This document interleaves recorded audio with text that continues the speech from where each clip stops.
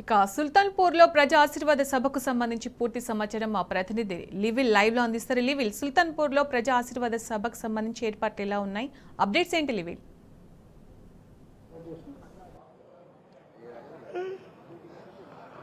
సునీత, ఇవాళ చేవెళ్ల వేదికగా పార్లమెంటు ఎన్నికలకు సంబంధించి సమర శంకరావాన్ని పూరించారు.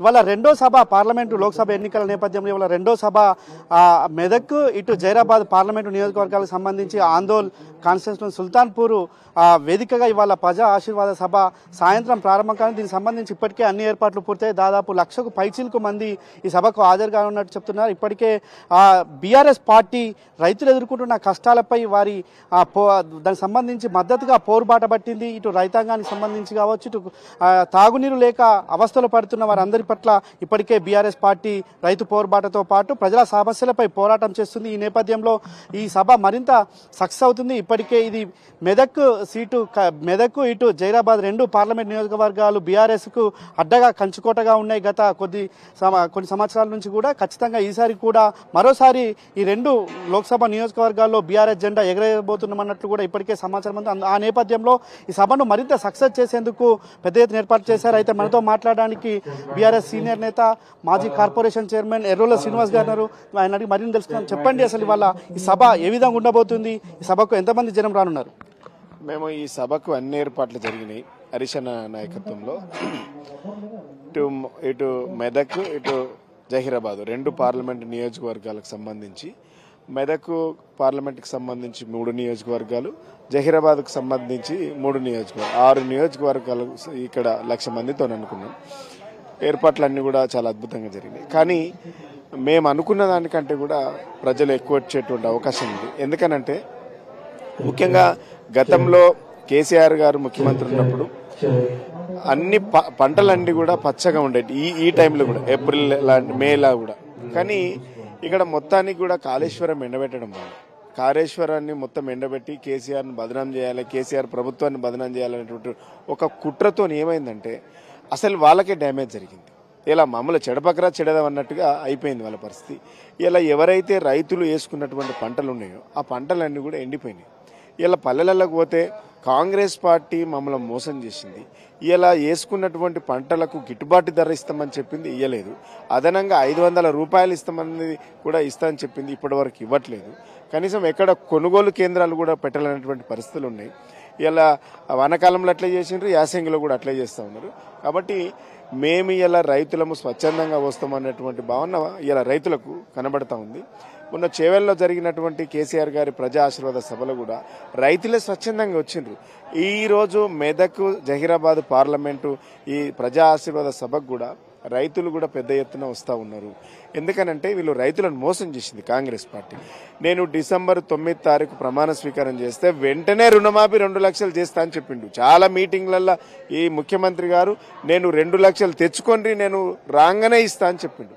నమ్మి మోసపోయిన రైతులు ఇలా రుణమాఫీ గురించి ఈ రోజు వరకు మాట్లాడట్లేదు. అదేవిధంగా కేసీఆర్ ప్రభుత్వం 10,000 రూపాయలు రైతు బంధు కింద ఇచ్చింది. ఇలా మేము రాగానే 15,000 ఇస్తామని చెప్పిండ్రు. ఇలా రైతు బంధు లేదు. అసలు ఇప్పటి వరకు రైతు బంధు 3 ఎకరాలకు మించి వేయలేదు. వేసిన వాళ్ళకి ఏం వేసిండ్రు? గదే 10,000 రూపాయలు వేసిండ్రు. మరి 15,000 ఎందుకు చెప్పిండ్రు? రైతు కూలీలకు ఇస్తామని చెప్పిండ్రు, వాళ్ళకు కూడా ఇవ్వలేదు. అంటే ఇది రెండో మోసం. మూడోది ఏం చేసిండ్రు? మేము మహిళలకు 2,500 రూపాయలు ఇస్తామని చెప్పిండ్రు. ఇప్పటి వరకు 4 నెలలు అయింది, ఒక్క మహిళకు ₹1 అకౌంట్లలో పడలేదు. దరఖాస్తులు తీసుకున్నారు. వాళ్ళు కూడా కోపంగా ఉన్నారు. ఇలా యువకులను మోసం చేసిండ్రు. మేము రాగానే మేము ఉద్యోగాలు ఇస్తాం, దాంతోపాటు మేము 4,000 రూపాయల వృత్తి ఇస్తామని చెప్పింది, ఇప్పటి వరకు లేదు. ఇలా దీన్ని బేస్ చేసుకొని ఇలా సిద్దిపేటలో ఏం చేసిందంటే రైతులందరూ కూడా ఇది కాంగ్రెస్ ప్రభుత్వం రైతులను మోసం చేసినటువంటి ప్రభుత్వం. కాబట్టి ముఖ్యమంత్రి గారికి రైతుల ఉత్తరం రాసిండ్రు.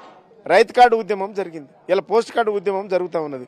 నేను అప్పీల్ చేస్తా ఉన్నా, ఒక రైతులే కాదు, వీళ్ళు రైతులను మోసం చేసిండ్రు, మహిళలను మోసం చేసిండ్రు, యువకులను మోసం చేసిండ్రు, విద్యార్థులను మోసం చేసిండ్రు. విద్యార్థులకు మేము స్కూటీలు ఇస్తామని చెప్పిండ్రు. మరి వాళ్ళకి ఏమైనా స్కూటీలు ఏమైనాయి?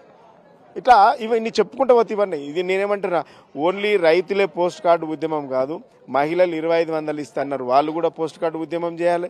అదేవిధంగా యువతకు నిరుద్యోగ భృతి ఇస్తామన్నారు వాళ్ళు చేయాలి, మహిళలు చేయాలి. ఇట్లా అందరూ కూడా ప్రభుత్వం ఇచ్చినటువంటి మోసాలను ఖచ్చితంగా బహిర్గతం చేసి ప్రతి పల్లెన జరగాలనేది కూడా నేను అప్పీల్ చేస్తా ఉన్నా. అదేవిధంగా 2000 రూపాయల పింఛన్, ఆసరా పింఛన్, కేసీఆర్ 200 రూపాయల పింఛన్ను 2000కు పెంచిండ్రు. అడగలే ఎవరు.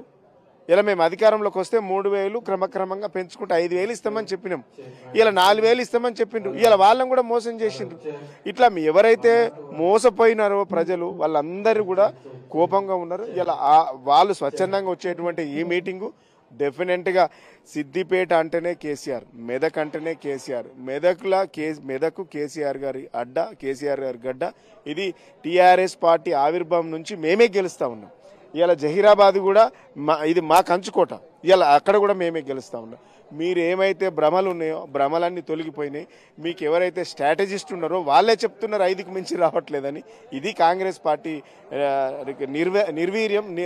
నిర్వాకం చేస్తున్నటువంటి నిర్వాకం ప్రజలను మోసం చేసింది.